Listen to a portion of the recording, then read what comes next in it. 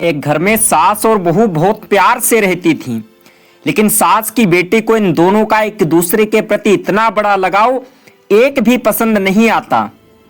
बेटी अपनी मां से छोटी छोटी बातों को बढ़ा चढ़ाकर बोलने में कोई कसर नहीं छोड़ती। अब सास अपने बेटे से रोज बहू की शिकायत करती और बेवजह बहू के साथ मारपीट करवाती। हद तो तब पार हो गई जब इन सब लोगों की वजह से बहू को धक्के मारकर घर से बाहर निकाल दिया। बहू अब किराए के रूम पर रहती, छोटा मोटा काम करके अपना गुजारा करने लगी। बीते 5 साल बाद सास के बेटे की अचानक तबीयत खराब हो जाती और डॉक्टर ने बोला इसे बचाने के लिए 10 लाख रुपए का खर्च आएगा। अब मां ने बहू को तो पहले ही घर से निकाल दिया था।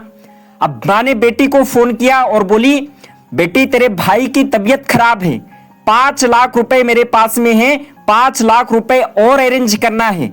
डॉक्टर ने बोला है कि कल तक अगर इनका ट्रीटमेंट नहीं शुरू हुआ तो इनकी जान जा सकती है।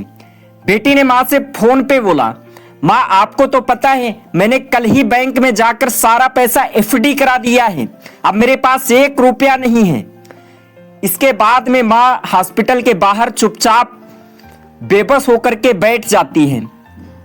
कुछ टाइम के बाद अंदर से एक डॉक्टर बाहर आया और बोला, आपके बेटे का इलाज शुरू हो चुका है, आपको परेशान होने की कोई जरूरत नहीं, पैसा आपकी बहू ने ऑनलाइन पेमेंट करा दिया है।